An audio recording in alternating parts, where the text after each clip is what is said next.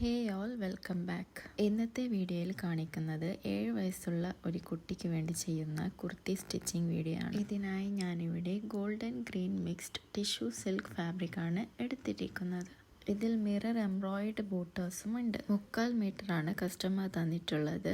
അതോടൊപ്പം 3/4 metre crepe ലൈനിങ്ങും തന്നിട്ടുണ്ട്. ഇതിന്റെ കോളറിനും സ്ലീവ്സിനുമായി 1 മീറ്റർ ലേസും ടോപ്പിന്റെ താഴെ കൊടുക്കാൻ 1/2 മീറ്റർ ലേസുമാണ് എടുത്തിരിക്കുന്നത്. ഇതിന്റെ കട്ടിംഗ് വീഡിയോയും പലാസോ പാൻറ് സ്റ്റിച്ചിങ് വീഡിയോയും നേരത്തെ തന്നെ അപ്ലോഡ് ചെയ്തിട്ടുണ്ട്. വേണ്ടവർ അതും കൂടി പോയി കണ്ടോളൂ. അപ്പോൾ വേഗം തന്നെ നമുക്ക് വീഡിയോയിലേക്ക് കടക്കാം. ആദ്യമായിട്ട് ലൈനിങ് ഫാബ്രിക്കും മെയിൻ ഫാബ്രിക്കും അറ്റാച്ച് ചെയ്യാം. അതിനായി ഞാനിവിടെ ലൈനിങ്ങിന് മുകളിൽ മെയിൻ ഫാബ്രിക് വെച്ച് നെക്ക് കട്ടിങ്ങിന്റെ മിഡിലായി ഒരുമിച്ച് വെച്ച് അടിക്കാൻ പോവുകയാണ്. നെക്കിന്റെ മിഡിൽ ഭാഗത്ത് നിന്ന് വേണം സ്റ്റിച്ച് ചെയ്യാൻ തുടങ്ങാൻ. ഇതേപോലെ 2 സൈഡിലും ജോയിൻ ചെയ്യാം. ഇനി അതിനെ കട്ട് ചെയ്ത് മാറ്റാം. അടുത്തതായി സ്ലീവിന്റെ ലൈനിങ്ങും മെയിൻ ഫാബ്രിക്കും അറ്റാച്ച് ചെയ്യുകയാണ്. അതിനായി മെയിൻ ഫാബ്രിക്കിന്റെ നല്ല വശത്തിന് മുകളിലായി ലൈനിങ് ഫാബ്രിക് വെച്ച് സ്ലീവ്സിന്റെ ബോട്ടം ഭാഗത്ത് ഒരുമിച്ച് വെച്ച് അറ്റാച്ച് ചെയ്യാം. ഈ സ്റ്റിച്ച് ചെയ്യാനായി വിട്ട തുണിയെ ലൈനിങ്ങിന് നേരെ മടക്കി അതിന്റെ മുകളിലൂടെ ഒരു സ്റ്റിച്ച് കൂടി ഇടാം. ഇതേപോലെ 2 സ്ലീവ്സും റെഡിയാക്കി വെക്കാം. ഇനി ഡ്രസ്സിന്റെ ഷോൾഡർ ജോയിൻ ചെയ്യാം. ഫ്രണ്ട് ആൻഡ് ബാക്ക് പീസിന്റെ ഷോൾഡർ ഒരുമിച്ച് വെച്ച് ഡബിൾ സ്റ്റിച്ച് ഇട്ട് ജോയിൻ ചെയ്യാം. ഇനി സ്ലീവ്സിന്റെ കർവഡ് പോർഷനിൽ ലൈനിങ്ങും മെയിൻ ഫാബ്രിക്കും ഒരുമിച്ച് വെച്ച് അറ്റാച്ച് ചെയ്യാം. ഇത് ലൈനിങ്ങും മെയിൻ ഫാബ്രിക്കും തെന്നിപ്പോവാതിരിക്കാൻ വേണ്ടിയാണ് ചെയ്യുന്നത്. ഇനി നമുക്ക് സ്ലീവ്സ് ജോയിൻ ചെയ്യാം. അതിനായി ഡ്രസ്സിന്റെ നല്ല ഭാഗത്തേക്ക് സ്ലീവ്സിന്റെ നല്ല ഭാഗം കൂടി ഒരുമിച്ച് വെച്ച് രണ്ടിന്റെയും മിഡിൽ ഭാഗത്ത് നിന്നും സ്ലീവ്സ് അറ്റാച്ച് ചെയ്യാം. ഇതേപോലെ അപ്പുറത്തെ വശത്തേക്കും സ്റ്റിച്ച് ഇടാം. ഇങ്ങനെയുള്ള ഇടങ്ങളിൽ ഡബിൾ സ്റ്റിച്ച് ഇടുന്നത് ഏറ്റവും നല്ലതായിരിക്കും.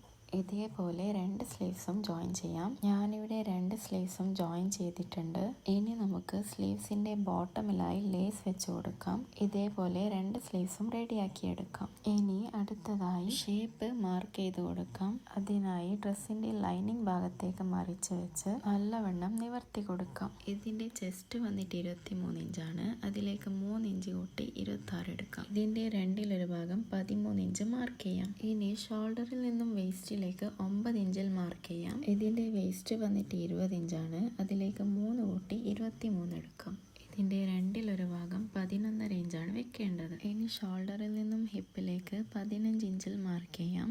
ഇതിന്റെ ഹിപ്പ് വന്നിട്ട് 26 ഇഞ്ചാണ്. അതിലേക്ക് 3 കൂട്ടി 29 എടുക്കാം. ഇതിന്റെ രണ്ടിലൊരു ഭാഗം 14.5 ഇഞ്ചാണ് ഇവിടെ വെക്കേണ്ടത്. ഇനി ഇതിനെ നല്ലപോലെ ഷേപ്പ് ചെയ്തെടുക്കാം.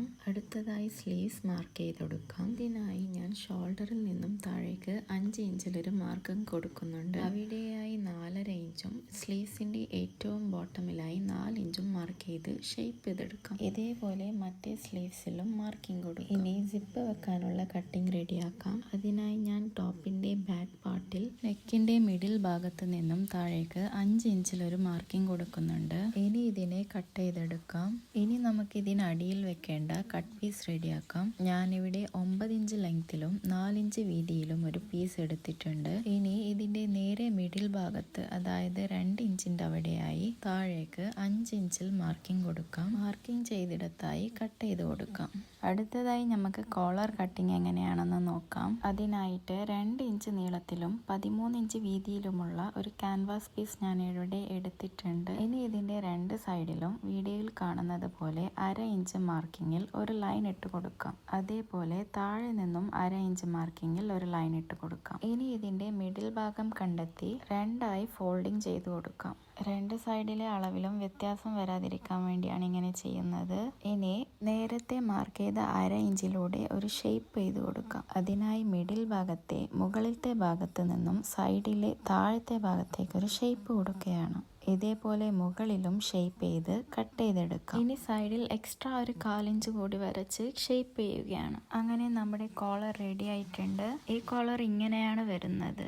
ഇതുപോലെ ഫുൾ റൗണ്ട് കോളറാണ് നമ്മളിവിടെ ചെയ്യുന്നത്. ഇനി ഇതിനെ ഫാബ്രിക്കിന്റെ മുകളിൽ വെച്ച് ഫാബ്രിക്കും കൂടി കട്ട് ചെയ്തെടുക്കാം. ശ്രദ്ധിക്കണം, ഫാബ്രിക് കട്ട് ചെയ്യുമ്പോൾ ചെയ്യുമ്പോൾ ക്യാൻവാസിനേക്കാളും 1/4 ഇഞ്ചോ 1/2 ഇഞ്ചോ വിട്ട് വേണം കട്ട് ചെയ്യാൻ. നമ്മളിവിടെ കട്ട് ചെയ്തെടുത്തിട്ടുണ്ട്. ഇതേ അളവിൽ ഒരു പീസും കൂടി കട്ട് ചെയ്തെടുക്കാം. അങ്ങനെ 2 പീസും ഇവിടെ റെഡി ആയിട്ടുണ്ട്. ഇത് കോളറിന്റെ 2 വശത്തേക്കുള്ള പീസുകളാണ്. ഇനി ഒരു പീസ് നിവർത്തി വെച്ച് അതിന് മുകളിൽ ക്യാൻവാസ് വെച്ച് നന്നായി അയൺ ചെയ്തെടുക്കാം. ക്യാൻവാസിന്റെ ഗമ്മുള്ള ഭാഗം ഫാബ്രിക്കിന് നേരെ തിരിച്ചു വേണം വെക്കാൻ. എങ്കിൽ മാത്രമേ അയൺ ചെയ്യുമ്പോൾ അത് നന്നായി ഒട്ടിപ്പിടിക്കുകയുള്ളൂ. ഇനി സൈഡിലെ എക്സ്ട്രാ പീസ് ക്യാൻവാസിന് നേരെ മടക്കി ഒന്നുകൂടി അയൺ ചെയ്തെടുക്കാം. ഇത് സ്റ്റിച്ചിങ് സമയത്ത് എളുപ്പവും നല്ല പെർഫെക്ഷനും നൽകും. ഇനി അതിന്റെ അടിയിൽ കോളറിന് വേണ്ടി കട്ട് ചെയ്ത മറ്റേ പീസും കൂടി വെച്ച് സ്റ്റിച്ച് ചെയ്യാം. ആദ്യം നമുക്ക് സിപ്പിനെ അറ്റാച്ച് ചെയ്യാം. അതിനായി ഞാനിവിടെ കട്ട് പീസും സിപ്പ് അറ്റാച്ച് ചെയ്യാനായി കട്ട് ചെയ്ത നെക്കിന്റെ താഴത്തെ പോർഷനും ഒരുമിച്ച് വെച്ച് ജോയിൻ ചെയ്യുകയാണ്. മുകളിൽ നിന്നും താഴേക്ക് വരും തോറും വീതി കുറച്ച് വേണം സ്റ്റിച്ച് ചെയ്യാൻ. ശ്രദ്ധിക്കണം, കട്ട് പീസ് ലൈനിങ് വരുന്ന ഭാഗത്തായാണ് വെക്കേണ്ടത്. വീഡിയോയിൽ കാണുന്നത് പോലെ 2 സൈഡും ഒരേപോലെ ജോയിൻ ചെയ്തെടുക്കാം. ഇനി ഈ സിപ്പ് വെക്കാനുള്ള ഭാഗത്ത്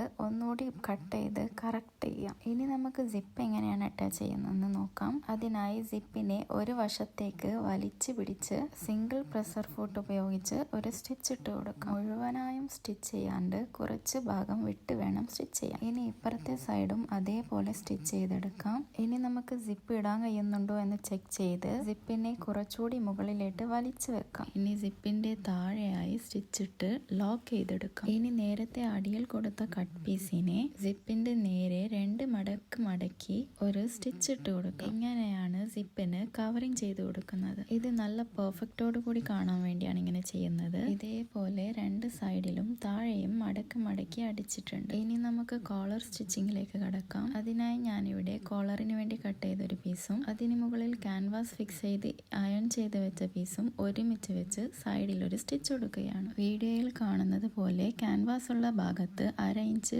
മടക്കി വേണം അടിക്കാൻ. ഇനി 1/4 ഇഞ്ച് വിട്ടുകൊണ്ട് മുകളിൽ ഒരു സ്റ്റിച്ച് കൊടുത്ത് ജോയിൻ ചെയ്യാം. സൈഡിലും സ്റ്റിച്ച് കൊടുത്ത് ജോയിൻ ചെയ്യാം. ഇനി നമുക്ക് കോളറിലെ കോണിലെ ഭാഗം 2 സൈഡിൽ നിന്നും മടക്കി നല്ല പെർഫെക്റ്റോടുകൂടി മറിച്ചിടാം. നമ്മുടെ കോളർ ഇവിടെ റെഡി ആയിട്ടുണ്ട്.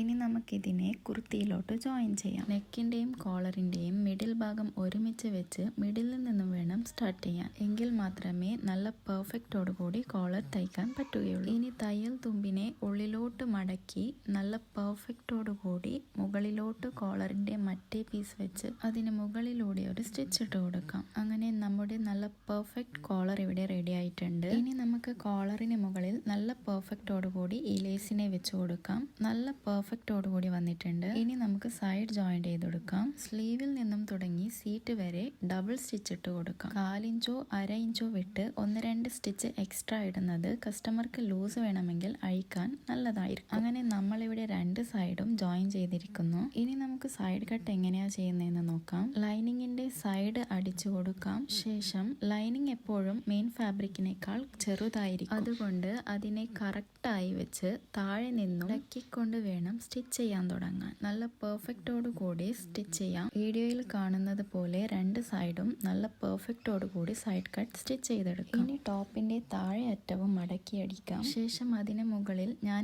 ഈ ഒരു മിറർ ലേസ് വെച്ച് കൊടുക്കുന്നുണ്ട്. നമ്മുടെ പെർഫെക്റ്റ് കിഡ്സ് കുർത്തി ഇവിടെ റെഡി ആയിട്ടുണ്ട്. അപ്പോൾ നമ്മുടെ ഡ്രസ്സിന്റെ ഫൈനൽ ലുക്ക് ഇതാണ്. നല്ല ഭംഗിയോടെ റെഡിയാക്കാൻ കഴിഞ്ഞിട്ടുണ്ട്. എല്ലാവരും ട്രൈ ചെയ്ത് നോക്കുക. ഇതുപോലെയുള്ള ട്യൂട്ടോറിയൽസ് കാണാനായി ഞങ്ങളുടെ ചാനൽ ഇപ്പോൾ തന്നെ സബ്സ്ക്രൈബ് ചെയ്ത് വെക്കുക. നിങ്ങളുടെ ഓർഡറുകൾക്കായി ഞങ്ങളുടെ സീലൂക്സ് എന്ന പേജിലോ നമ്പറിലോ ബന്ധപ്പെടാവുന്നതാണ്. അപ്പോൾ അടുത്ത നല്ലൊരു ട്യൂട്ടോറിയലുമായി വീണ്ടും കാണാം. Have A nice day. Thank you for watching.